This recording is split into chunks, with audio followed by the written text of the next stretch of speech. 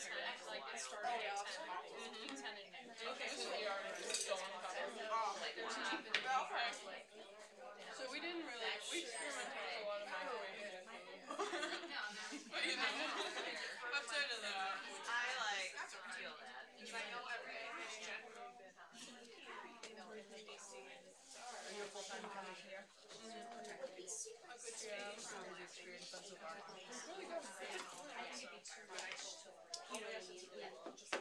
like it a lot more than I was expecting. But I thought it was kind of gonna be like They just very whatever. Sorry, you're saying oh, it doesn't make any sense.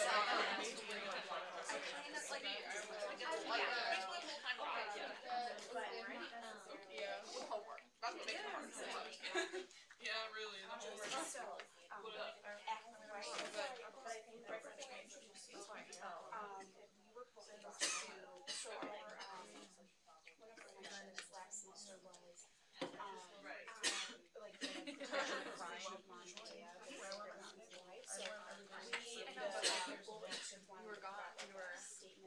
did it at home, so it was mad if I didn't.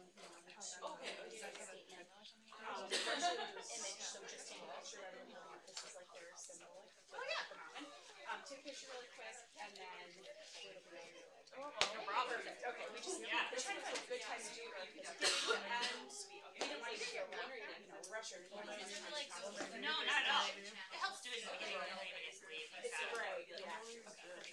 Beautiful. Totally. I hope it's not like I would just not live with us. Good. It'd be very interesting. I'm assuming you're Are you a PhD? Yeah. Second year? What do you guys have a lined up for the rest of the semester? Yes, we do. We have some That's hilarious. we're still It's happening. Oh wow. But I think there was a lot more options for the classes. maybe someone else. So people that I do for Yes. next month. Probably good. It's a busy schedule. You can't right now. We're working in Somalia with I knew who I wanted for diversity and impression, so I was like very specific about who I picked for that. I don't know. I felt like a year ago. But it's I did my undergrad and I worked for a year. Yeah, exciting. So yeah. I got to take another nurse class, so I got that one. And then I tried to rush into the pre-med and I did. Oh, that's right. Yes. So, Very excited. yeah. When is it? Normally to March, Much better. but March was This is what I ordered from Torrid for campus. what's your undergrad? Yeah, and I guess I don't know. It can be tricky. It's like great too. Yes, yes, Just doc that Yeah. So yeah. Also did not grab one of those little half sheets yet. Yeah, our topic for the symposium is migration. Cool. Excellent. Yes, very relevant. Definitely. Very cool. I'll like spill. There's such an increase, like, Oh, thank you. no, you're good. There's like a very increase, like, a little over the top, so it looks good. Is it always that long? Last Yeah. Thursday, it was I'm like, thank you guys. so great. But, It's okay. I'll get up. No. chicken, yeah. My chicken, yeah. I will look. Thank you. My application. Oh, careers at Gap. So no break. I need to stop, like, I'm so bad. The dual program, MSW PhD. Okay. Well, it's first. That's okay. Do you know how much money you have? Sorry. Class is out. Campus. So. Today's longitudinal. Oh, yeah. How long ago? I know she was the party with all the education. Yeah, that was for you. Still getting used to it. You guys are all gonna help me with my wall. I mean, come on.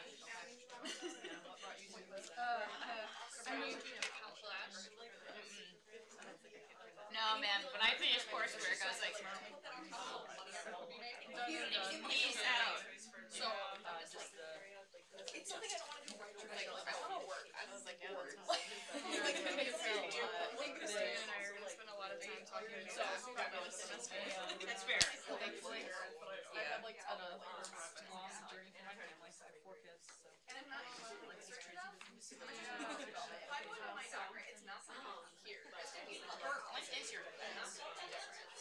March March 30th. So it was your first year, just like. Yeah, my committee has set aside the dates that there's not gonna public. I think the whole thing. What are you trying to do for next year? I'm wanting to part-time. It's like a policy thing. I want the best of change. Right, yeah.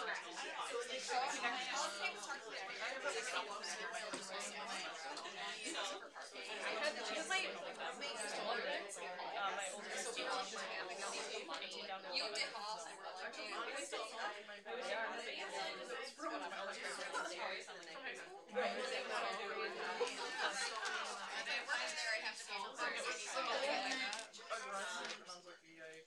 She started to apply at UB, and then she was dating a guy in she's almost stopped all applications anywhere else. Like, need to do that in order to actually go on. Niagara University.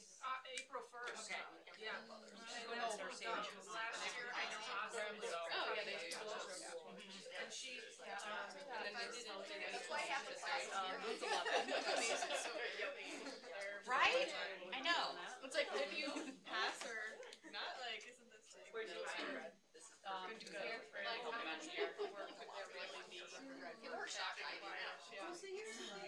Yeah, the structure. Like, take the word to I know, and you're like not allowed to walk out, like even if it's a minute. Like, you know, before May. I think like, you know, I looked at the part-time program, but I feel like they probably but I feel like as you are in I think it's upstairs.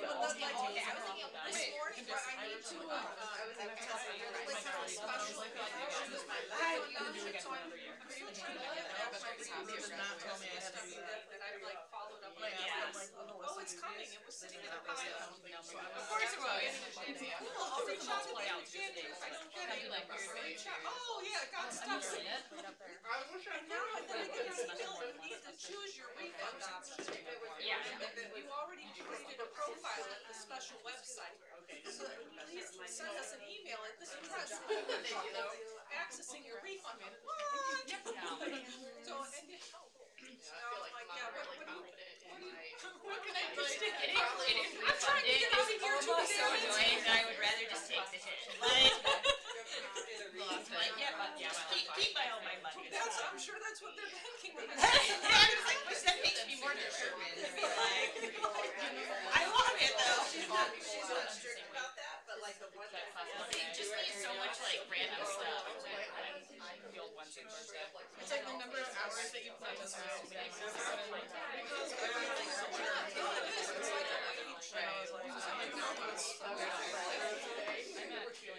You really earned that really fast. Learned a lot. Are you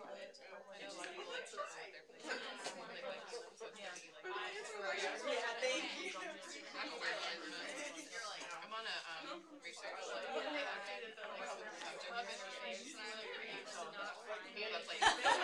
They made it so much more user friendly though. Basically, it doesn't look like it came out of Dark Ages anymore. It's not. It's not 1997. The hub, yeah.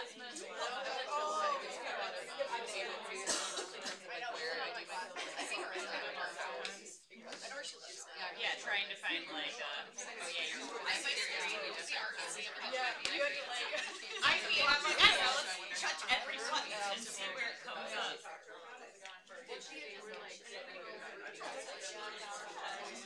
Hi everyone, we're gonna get started so that way everyone can get to their 2 o'clock classes on time.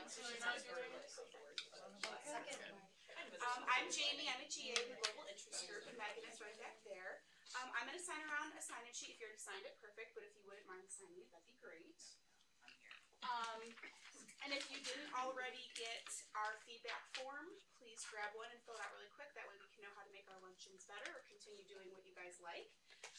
So today, well, thanks for coming to our first one of the semester. It's great to see a good turnout. I hope everyone's having a okay time so far, even though it's already been a week, Today we'll hear from Josie Diebold, who will be talking about anti-racist organizing and dismantling white supremacy, which will be very interesting, I think.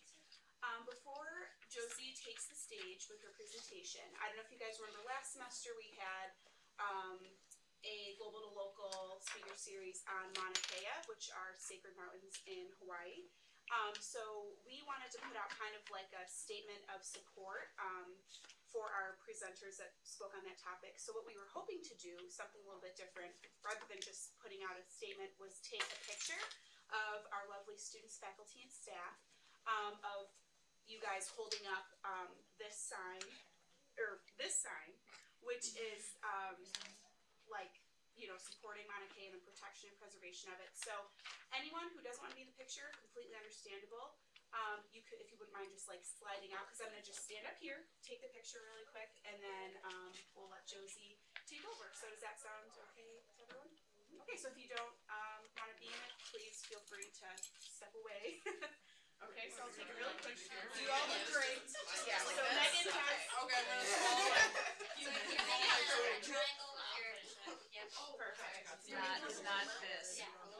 Right. Okay, ready? So one. Can we squeeze in? Yes, please do. Where? Great. 1, 2, 3. Thank you guys so much. That's perfect. So thank you all so much for coming. Please sign in, please fill out our forms, and take your time eating your lunch. And Josie, whenever you're ready, take your time. Beautiful. Well, thank you everybody for coming today. Appreciate it. On week 2 of the semester, it's really exciting. But so I'm Josie. I'm a PhD student here in the School of Social Work, and just like a quick little bit about me. I actually got my MSW here at UV as well. I did the dual degree program, so I've been at UV for a while. And I'm a native of Western New York. I've lived in the Buffalo area for the majority of my life, with the exception of about 4 or 5 years where I lived in a couple other spots. But I am going to be talking about white anti-racist organizing today. You can feel free to stop me if you have questions as we go along, but also I'm definitely going to leave time at the end just to have a general Q&A. But feel free to interrupt me, that's totally fine, especially if something's like really pressing. But I've got my awesome little, oh my gosh, it's not working. I wonder if it won't work with the, get on the thingy. Okay, I'm gonna do this. Hey Megan. Oh, never mind. Alright. Megan's the one who knows the tech stuff. Alright, so what I wanted to do just though to kick off that I find is really important when talking about this area is just kind of being clear about what I mean, like how I'm defining the words that I'm going to be utilizing throughout this presentation, because these are certainly words that people may understand or define differently just depending on experience and perspective. So the 3 big ones that I put up here that I just wanted to, because I'd get on the same page about, is first of all, white supremacy. So I'll talk a lot about dismantling, fighting, disrupting white supremacy, but what do I mean when I say white supremacy? Well, to be clear, I don't just mean what might come to mind as explicit hate groups. So certainly groups like the KKK and other hate groups that are explicitly white supremacist that fall into this category, but I mean something more expansive, right? When I talk about white supremacy, I think about it in kind of 2 pieces, one being ideological, so meaning just this belief in the superiority of the norms, beliefs, practices of white folks, as opposed to the norms, beliefs, and practices of people of color. So it's this ideological belief and value system. But then also white supremacy is very much a structural and systemic reality as well. So I have it up here as a political and a socioeconomic system, meaning that really from the outset of the country that's now the United States, really all of our systems have really been built on top of white supremacy, and it's very much part and parcel of the systems and institutions that exist in the United States. So when I talk about fighting white supremacy, I'm talking about all of those pieces. So really getting at the cultural and value aspect, but also getting at the systemic and institutional aspect. Does that make sense? Sweet. All right, so Community organizing. This is my favorite definition of community organizing. And it comes from this like leader in the organizing field called his name's Marshall Hands, but that it is a form of leadership that enables people to turn their resources into power to make change. So organizing is about grassroots collective work that's seeking to make some kind of radical and transformative change. And when I say like have people turn their resources into power, resources is super broad.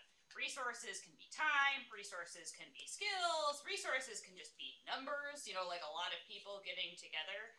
But this is my kind of preferred definition of organizing. And also, if you're a visual learner, that image on the right-hand side of the slide is also a pretty apropos way of thinking about what organizing is. It's really building this collective power.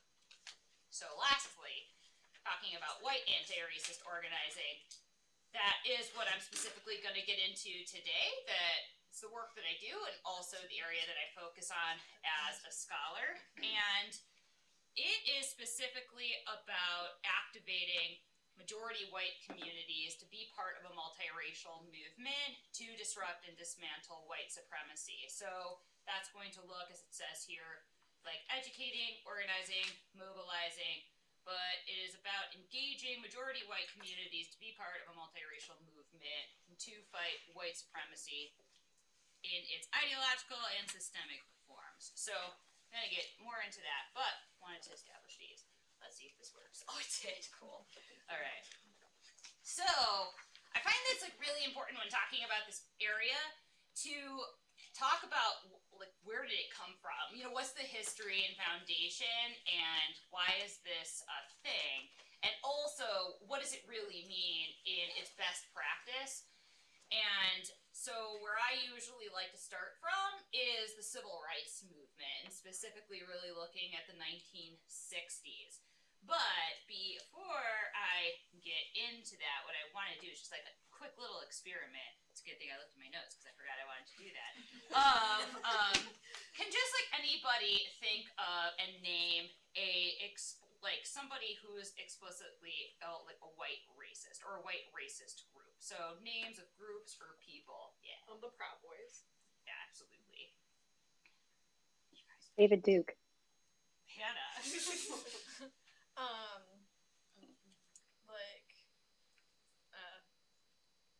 Sorry, I'm having kind of a hard day. No problem at all. Richard Spencer? Yes, no, absolutely. They do.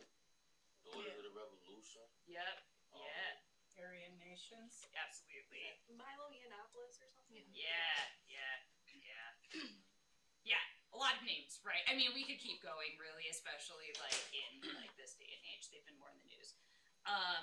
Can anybody like come up with names of like folks that you know that are explicitly white anti-racist? So people that are white anti-racist groups or people that you can remember learning about. White anti-racist. Oh, white anti-racist. Yeah. Jim Brown. Yeah. Tim Wise. Surge, Yeah. standing up for racial justice. Indeed. Yes. Yeah. So this group is pretty woke, but you know a lot of like different groups. But like a lot of times doing this with different groups, I mean, we don't learn a lot about white anti-racists, right? You know, we don't learn like a whole lot about just the history of like white folks even going back like before the civil rights, you know, like movement, even though that's really where, you know, like I'm starting, that really did a lot of explicitly anti-racist work like as white folks. It's just not something that is really well known or really well taught, but it does exist. And so there's a history of multiracial alliances.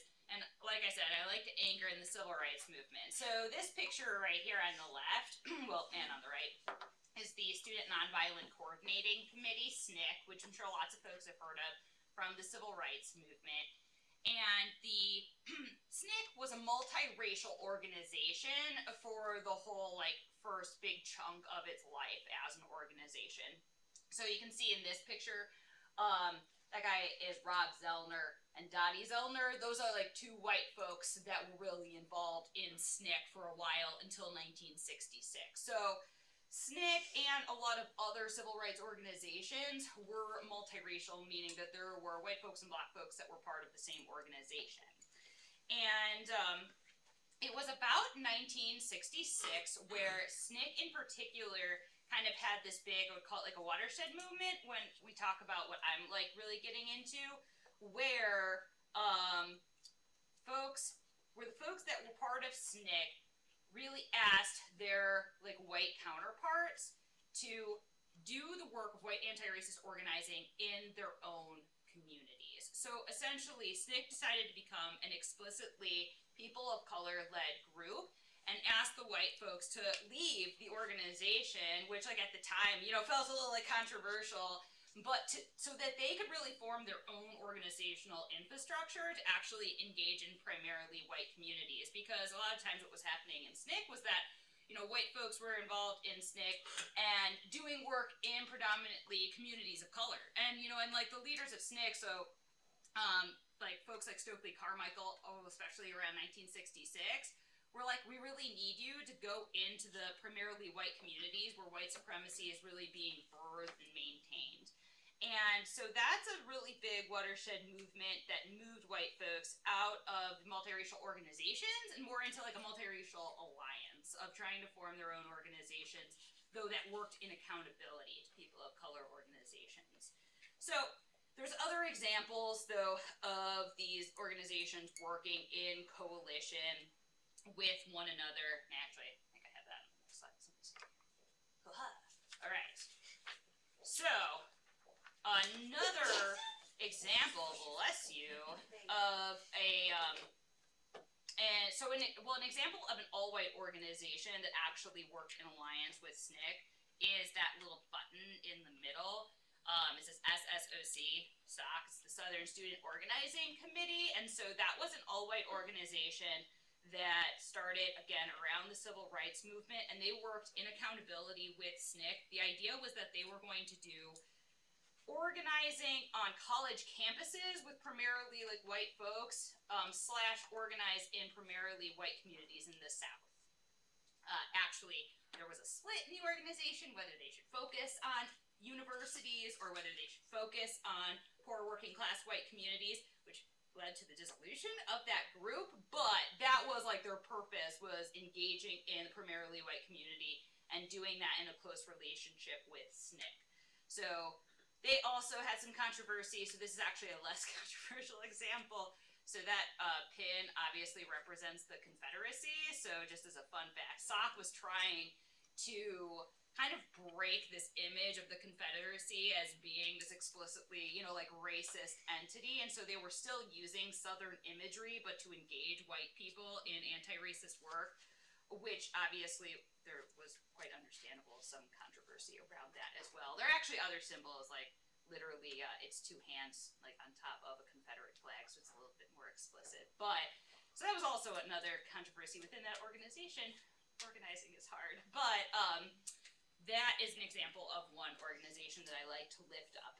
And then the woman on the left is Anne Braden, and she is an example of a pretty like famous and radical white anti-racist who, like, bizarrely enough started anti-racist organizing in the Cold War 50s, because everybody was doing that in the Cold War 50s. So I mean, she was like jailed obviously multiple times. Her and her husband, Carl, actually bought a house for a family of color in a predominantly white community, and they were jailed because of that. They were both charged with sedition. Again, this is during McCarthyism years, you know, and fighting communism, so they were both like pretty targeted as being, you know, supposed communists. But both Anne Braden and her husband Carl were really active white anti-racist, specifically in the South during the 50s and 60s and into the 70s. And they did a lot of support for organizations like SNCC, like financial support and even like personnel support to allow SNCC to continue to do the really important work that they were doing during the 60s.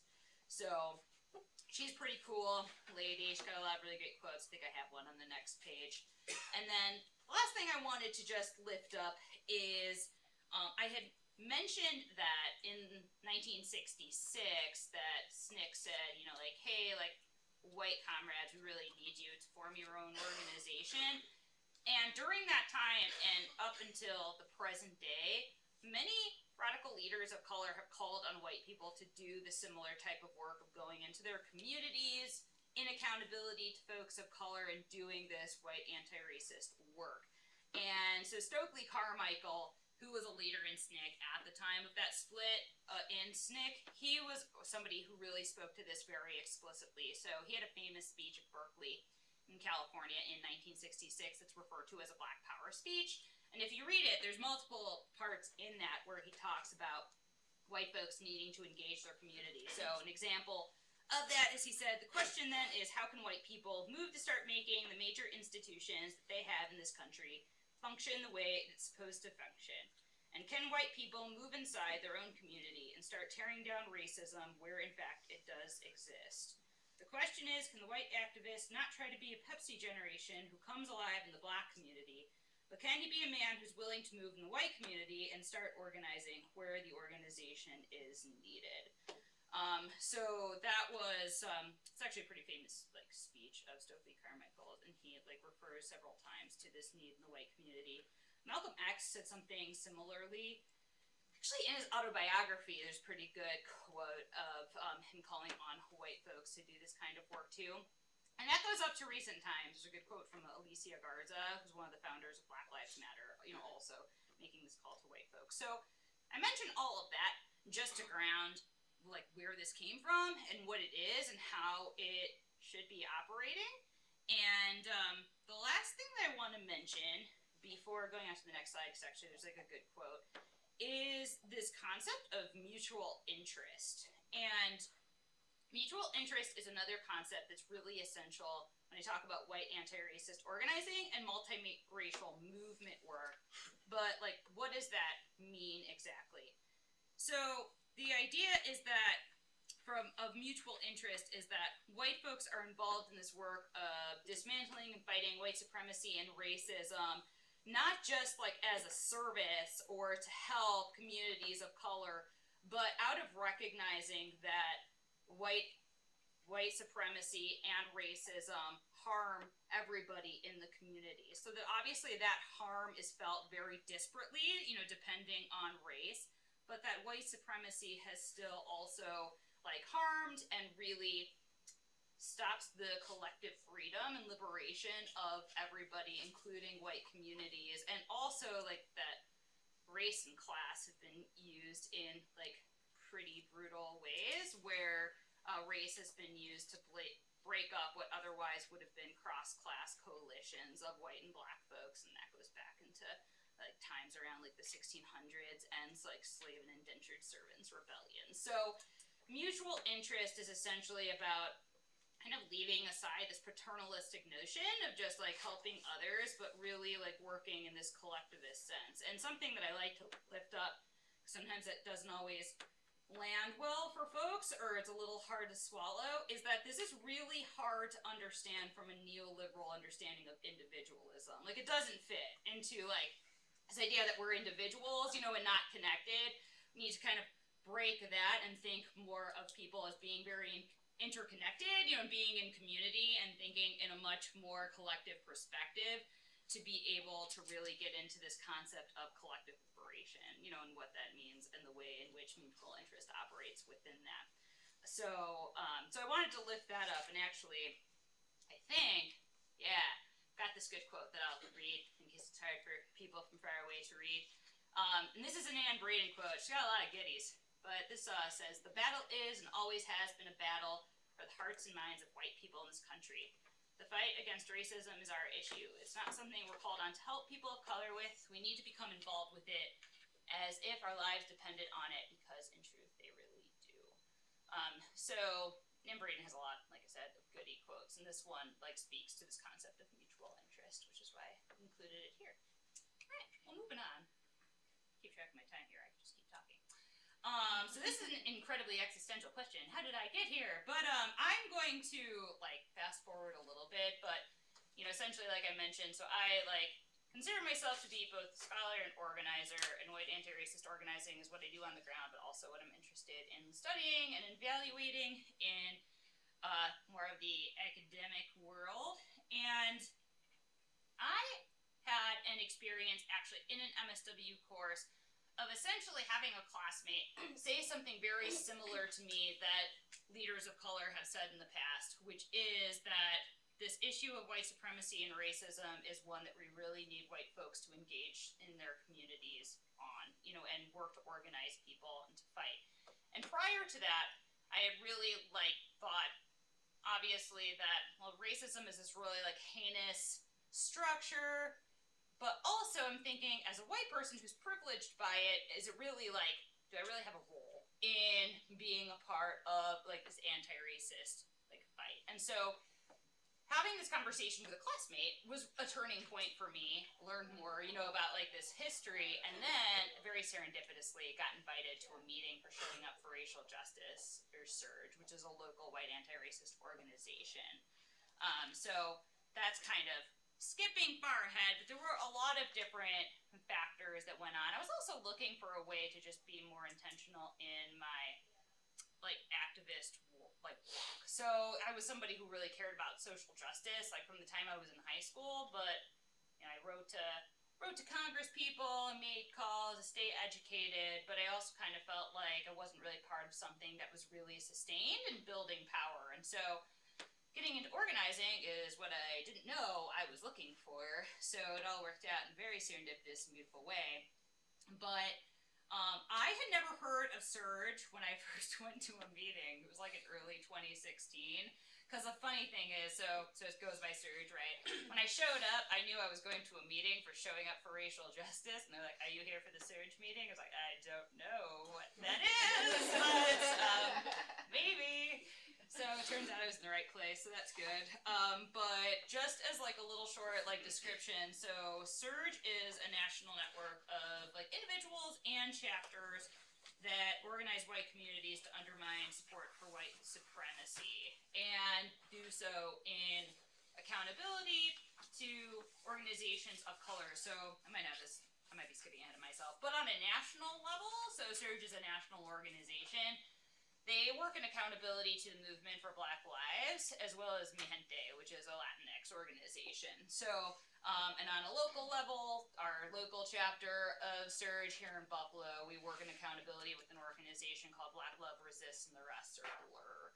So we really like acronyms. So, kind of fast forward, I think, into talking, a little bit about the work that SURJ does to make sure I leave room for questions. Nope, that's what I'm going to do. I had nothing to say before that. We're just going to get into some of the work of SURJ. Really thought I had something else to say there. I don't. All right, so work of SURJ. Have folks here heard of SURJ before? Yeah. Cool. Few folks.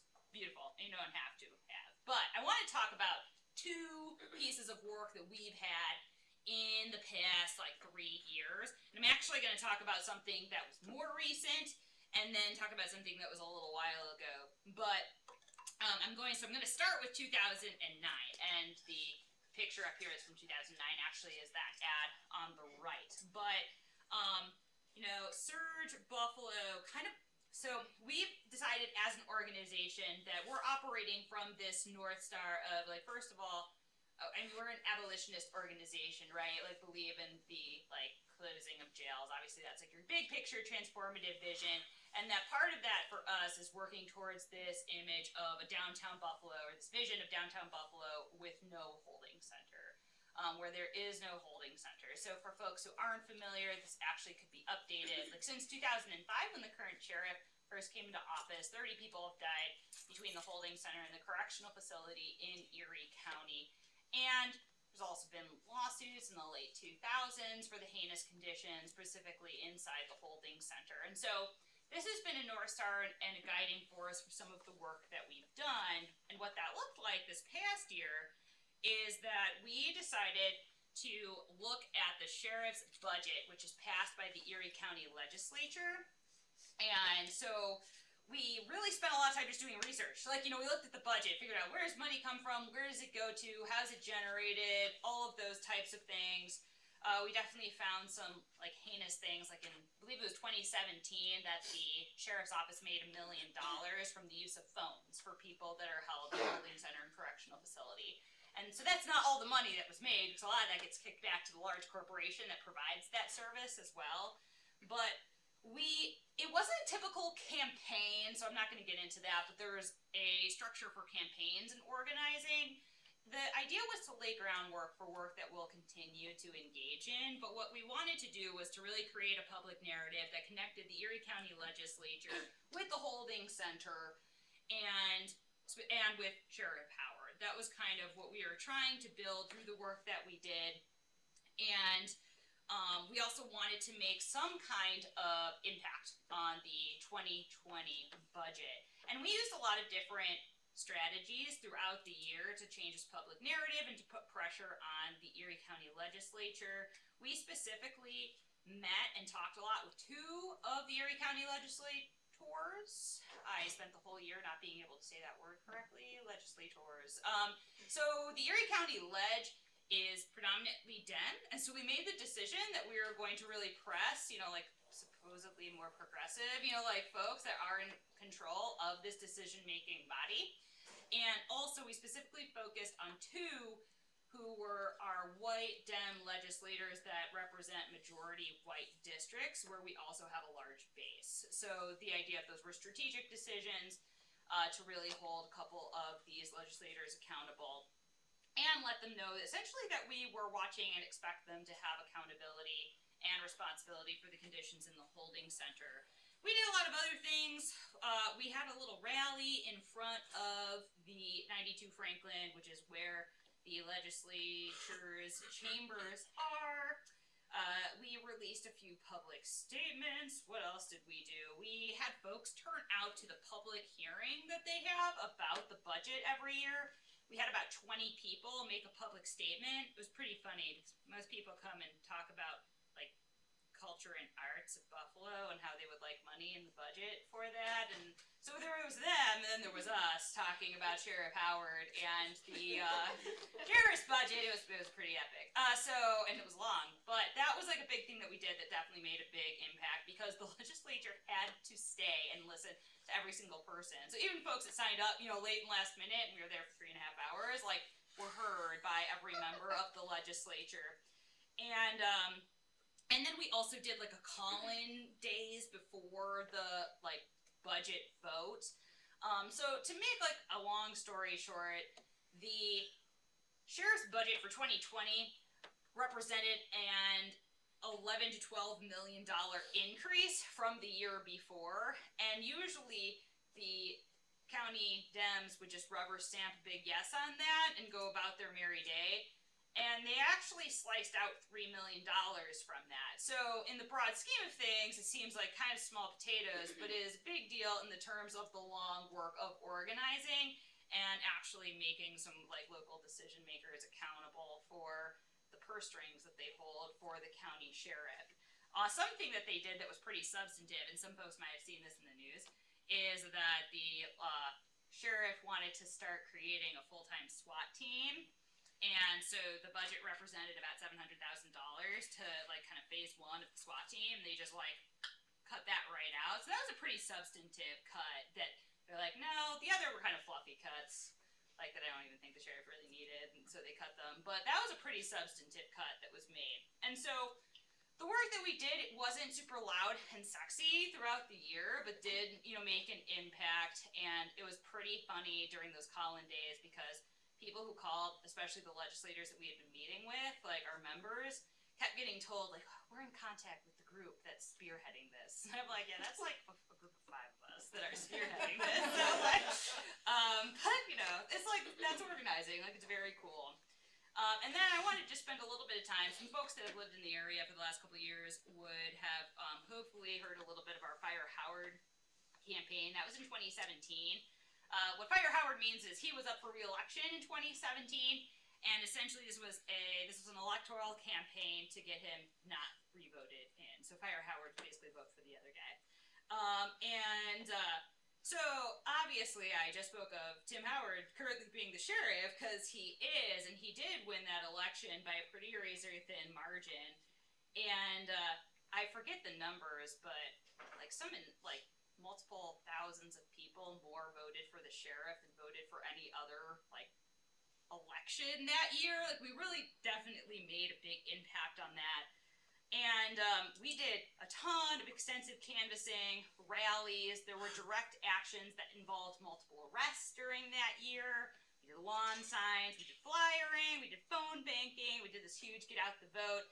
That is a campaign. It was a big operation. We're all volunteer organization, took a lot of capacity, and it made a really big impact.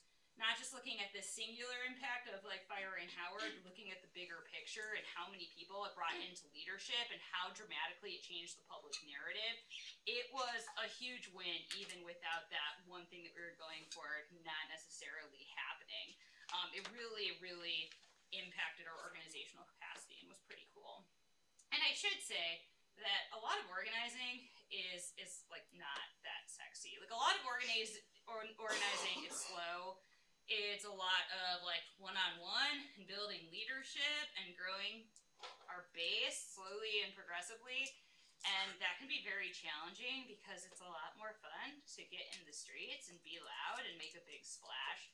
But a lot of the work that we do needs to be sustained and keep building that power and turning that power into the change that we want. But these are examples of some kind of sexy stuff that we did. What's next here? Oh, that's a picture of one of our, I'm in there, of one of our direct actions that we did when we kicked off the Fire Howard campaign. We had a sign that said Tim Howard is a murderer, and we came into the sheriff's office and confused them. It's really fun. It was a good day.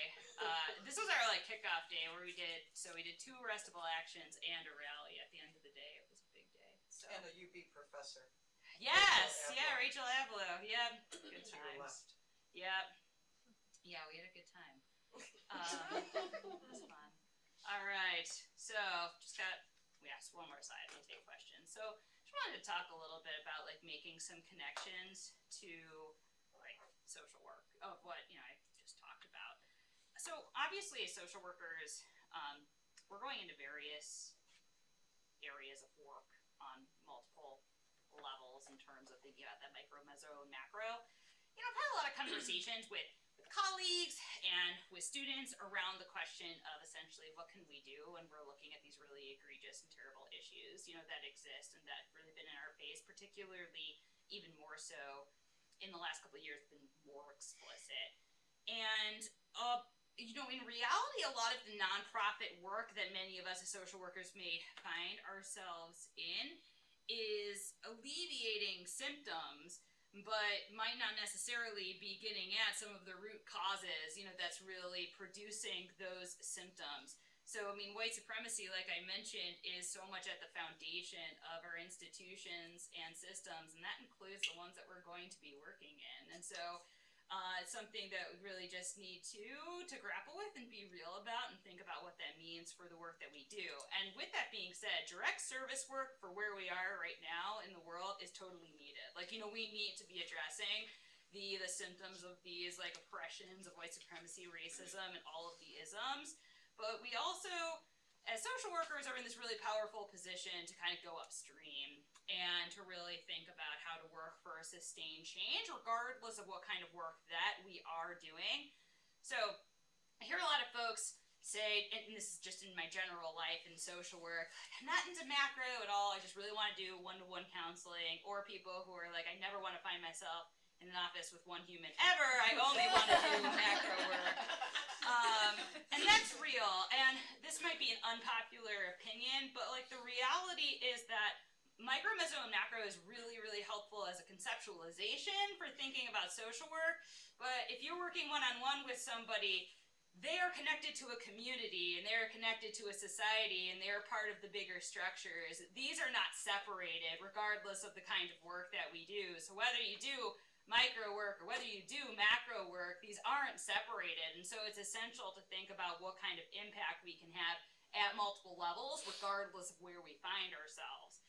And, for trying to find something that felt more sustained and like it was building power, you know, and happened upon something that definitely fit with my interests. And there was a lot of opportunities to do so as well, both on a local level, also on a national and on a global level. And so, you know, I'd encourage folks to like see what you can find out if you've been itching to find something, that there's definitely a lot of opportunities. I'm really partial to organizing, but there's a lot of different other ways to work towards social change work, and I would just ask yourself the question of what are folks building, and how is that accountable to directly impacted communities. And I really feel like social workers, we need to be troublemakers and ask really hard questions, both of like the broader social structure, but also part of organizations that we find ourselves working within. And that's also an unpopular opinion, but you know, I really feel like that's necessary. But I put a thing up here, beautiful vision with Scrabble tiles, because the first task that, you know, I would encourage folks to like think about is developing your own vision. So I've heard the joke that social workers are trying to work ourselves out of a job.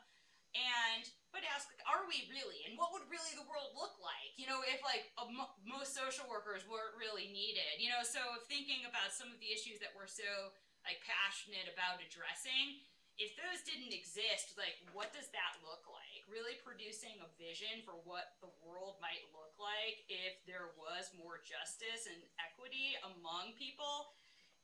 It takes a lot of creativity because we've never lived in a world that looked like that. So it takes like a lot of bravery and creativity to think about that. But having that vision really helps to motivate the work of then how to get there. So that's something that I really encourage. And you know, I'll be real, I'd love to just blow up the system. But this like work of like social change, it's a long haul. Like it's gonna take a long, sustained time. And I feel like social workers are in a really awesome spot to be able to be a part of that. So I just talked for so long. I'm so sorry. All right, so questions. Anybody has questions for me? I can answer them, hopefully. What does local Buffalo Surge do as far as accountability to Black Lives Matter?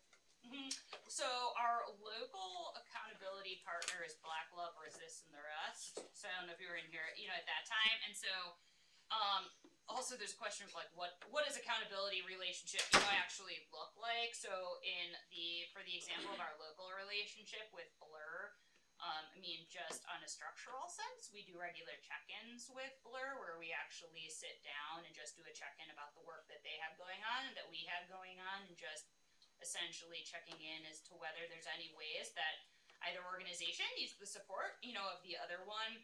And also just making sure that we're on the same page. We hold a similar political analysis, social economic analysis, like both more like abolitionist anchored organizations, but it's a way of maintaining that relationship that we like to do regular check-ins. And then I had something else that came.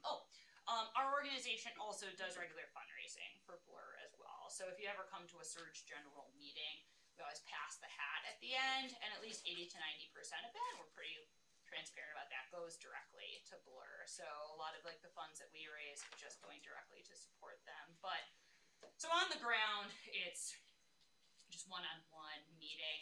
And then on a national level, I don't know how the ins and outs of that work, but the national surge works in accountability to the Movement for Black Lives and Miente, and I know that like leadership, you know, from folks checks in with one another, and if there's a request from the Movement for Black Lives, you know, or Miente, like that, hey, we need white people to do X, Y, or Z, then Surge would be somebody that they might get in touch with about that. Yeah. So following up on that, Yeah. What about other brown people? So you have the natural partnership with Blur. Yeah. But what about all of the issues going on with immigration and citizenship and deportations, all the issues going on with indigenous people? What about the rest of us? No, absolutely. Yeah. So that I feel like has been grappled with on like both a national, you know, down to local level. So for us, like on the local level, we still maintain relationship. We try to with a lot of different organizations. So like for instance, like talking about like more of a you know, like refugee immigrant, you know, like issues that exist on the local level. we have like stayed in conversation with folks like Justice for Migrant Families, you know, for instance, of just like staying connected and finding out if, you know, like they have work that they need to like turn folks out to or be supportive of. But I mean, bigger picture is that that's like totally a work, you know, like in progress, you know, as well. Like, I mean, in reality, I think like definitely on a local level. And it's something we actually just brought up at our last meeting was accountability to like Indigenous folks locally. Like that's something that we really like haven't made a lot of headway with, you know, on a local Buffalo level. It's something that is happening more nationally in certain pockets, which has been pretty cool, you know, to see different kinds of work that's going on. But accountability is absolutely essential to what we do, and also very challenging, you know, and there's just there's always a lot of room to grow, you know, and to think about what those relationships mean and to make them really like have significance, you know, and substance. And so it's definitely an ongoing like area for us to develop in. But that's, I mean, that is, yeah, great question. Thank you for lifting that up. Any other questions? Yeah. I don't want to put you on the spot, Yeah. so it's not like a test, but I'm curious what you want to study in relation to these topics. Yeah, no, that's great. Yeah, so like, so overall, I mean, organizing hasn't been super well studied, you know, in the academic world. So that's like a great place to start. White anti-racist organizing hasn't like been studied at all. So I've got like, I mean, like the whole world's my oyster, which is super overwhelming. But something that I'm interested in is really like trying to capture what is it that an organization does and like the processes that are happening within an organization and within this wider movement. What is happening? How can we actually capture what's happening? And then see how that connects like to the outcomes and the growth of the organization and building capacity. So it's a little bit of an evaluative lens. I'm interested in that. I also feel like organizing can be so fast-paced and so urgent that a lot of times we finish a campaign, we're like, all right, we know what we won, we've learned a few things, let's move on, but there's not a lot of opportunity to take a slower, more intentional look at capturing learnings in a more comprehensive way so that we can really use that long term. So from 2019, the work that we did with the Erie County Sheriff and the Ledge, we actually did like focus groups with some members of SURJ and them sitting down with each member of the team that did this work, and we're recording all of those, and I'm gonna like sit and actually try to distill more and like type that up, you know, to have that be something that influences our work going forward. But yeah, there's not a lot out there, and so like right now things that I'm interested in are really just like how do you capture what's happening within the organizing sphere, and how does that connect, you know, to like the outcomes that occur, and then how do you utilize that to produce more powerful, you know, bigger movements. Maybe something else, but I lost. Yeah. Are you interested in staying just localized, or like even expanding, like taking a trip to Albany or Washington DC to protest something? Yeah, no, I mean, I'm like interested. I feel like we're all very interconnected, you know, like on a broader level. Something that, and this is a big question mark that I don't have an answer to, is organizing can like be very influenced by localities, and so that's like a little challenging when it comes, you know, to like actually capturing those learnings, because especially when you think about like maybe not so much here in Albany, but like here in like, you know, Alabama, right? Like, I mean, there's like huge differences. Like, I mean, and so that's a big consideration. But I mean, even within SURJ, we do try to, as much as possible, like connect with folks in similar regions, you know, of the United States, if there's work that makes sense in that regard, or support work that's not, you know, too far away. And also sometimes there's national work as well that we can engage in. But that, yeah, it's like, it's a challenge. I feel like there is definitely a need for staying connected on regional, you know, and national and global levels, and also being real about the fact that organizing and working for change can also be like highly impacted by region. Anything else? Black Lives Matter identifies as a leaderless movement with white anti-racist organizing. I mean, in some sense, you need a leader before you can become leaderless, right? So I'm wondering, you know, if you could just comment on that and leadership development. Yeah, no, absolutely. Yeah, I mean, like, Black Lives Matter is really very much, I feel like, a big umbrella movement. You know, that there are like organizations, you know, like that fall within that. And that very much do have some like organizational infrastructure, but Black Lives Matter is a beautiful thing because doesn't have a headquarters, you know, that can be like targeted by the FBI and taken down. Like, not that that's ever happened.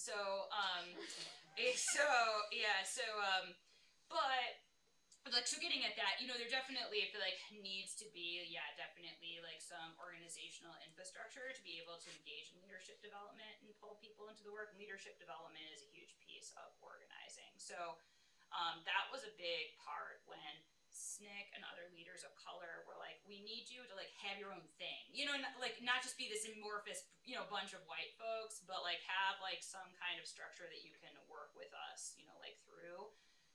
And so that's the effort of figuring out how to create like structures, but that also can continue to grow and to mold to the needs of what's going on in the world, and also then like what we're called on to help with from accountability partners as well. That reminded me of something else. But leadership development is really an essential piece of organizing. So I feel like it really helps to get a group started from folks that are knowledgeable in organizing, and then having those folks spread those skills and build the leadership with other folks. That's why I'm where I'm at. I showed up to a couple meetings and canvassed a couple times, and people viciously were like, come do more. And I was like, okay. And I mean, but like that's like organizing. People really like invested, you know, in my like leadership development, and that's the snowflake model where you keep building leaders and keep getting bigger and bigger. But yeah, that hits some of your question. Another question? I'll raise another one. Yeah. So, I'm not sure that I have ever really seen social work as a profession be that active in organizing. There are social workers who have always been in these little pockets, but in terms of a national organization, a major commitment to organizing, I'm not sure I've seen that, and please correct me, I hope I'm wrong. I'd like to know. I'm hoping that you will see kind of a brighter future for our profession as getting more involved with these issues, and how do we do that? Including how do we as a School of Social Work make sure that everybody who's part of this community understands organizing and could choose that as a social worker? Yeah, absolutely. Yeah, no, that's great. Yeah. I mean, there is really, I don't find a whole lot of organizing like literature, for instance, in social work journals, very much at all. And then there's also different models of organizing, you know, too. So I even found when I took some community level classes, you know, we were definitely talking about community level work, but weren't necessarily always talking about organizing per se, at least in the way that I think about it. I do have hope in the social work profession, and I feel like I've seen, particularly, I feel like the election of Donald Trump was a watershed moment that I really think put a lot of people on notice. So perhaps that's one silver lining, you know, like of that there is, we do not live in a post-racial society, you know, and that things are not just hunky-dory and necessarily, you know, like the greatest, you know, since we passed civil rights, you know, legislation. I feel like there's social workers are poised because of this focus on from the person to the structure to really be able to hook into that. And it's interesting, like I don't have a firm answer. Maybe somebody else would, of like why social workers don't do more, you know, like the organizing field. I feel like part of it is you don't need an MSW, you know, to be an organizer is, you know, like one piece, right? Like probably doesn't pay very well at all to be an organizer. Or it's, you don't do it for any money, you know, so So I feel like generally, you know, there's just not a lot out there, you know, to be able to plug in as like a sustainable job, which obviously, you know, we're all in need of. I feel like those are some difficulties that exist in terms of like social work and connecting, you know, to this field of organizing. But, you know, to like me, it would be really great to be able to also, though, expand the ability within a social work school, though, of being able to learn more of these like community level change interventions during the time, you know, that like we're students. So it might be like unpopular, but like for instance, like our interventions class is like really like very micro focused, right? Like, and I mean, so it is, right? Like, and I feel like I did macro for like 1 week. So like thinking about, you know, like how to incorporate actually really like learning more in a way that everybody needs to get, you know, like plugged into, and is not just an optional class about some of the structures that exist for engaging in social change, you know, whether that's like organizing, advocacy, other types of activism. I feel like that it could be incorporated more intentionally probably into some curriculum, but and I'm sure like some instructors are definitely, you know, like more intentionally doing that. And then I also try to think about it, I mean, I just started teaching, but I try to think about how to incorporate it into like any class, you know, as well. So like some history and policy student, just thinking about how to incorporate that when we're talking about policy, you know, like what does social change look like, you know, from a policy perspective. It's kind of all over the place, but yeah. I just want to mention too. Regarding that community, social work community on social media, which, you know, I'm a Twitter advocate, there's a hashtag SWCares, Social Work Cares, that specific purpose is to address white supremacy in social work. And so there's going to be a macro social work chat in April on white supremacy and social work. So that's one area where that type of organizing is occurring. I just wanted to mention too, I think we have to remember that higher education is a white supremacist institution. All of the organizations that we work in as social workers are white supremacist institutions. So like to ask social workers to organize against their employer is really difficult. Yeah. So I think like we have to do some big time change also. So, you know, I think we should definitely be teaching students, we should also be teaching them to change on a very macro level too, because I mean we're all in institutions that don't support this at all. Josie, for your class last night on Independent Lens, which is a PBS program that our station carries, I think it was called the First Rainbow Coalition, that took Chicago in 1968 with Black Panthers and what were they Young called? Patriots. Young Patriots and Young Lords, right. Yeah, that was another example, of a multiracial alliance. That was pretty cool. Cool, that's good to know that there's like a... Just last night. It's exciting. Yeah, that's really true. We unfortunately, I mean, we are working within institutions. I tend to have more of a conniving mind of just like, I'm gonna mess with this institution, but there's a reality, you know, also like job security. Yeah, and you know, like, and how to work within that. I don't think there's a lot of easy answers within that, but that also it's on us to not sweep it under the rug either. Any other questions?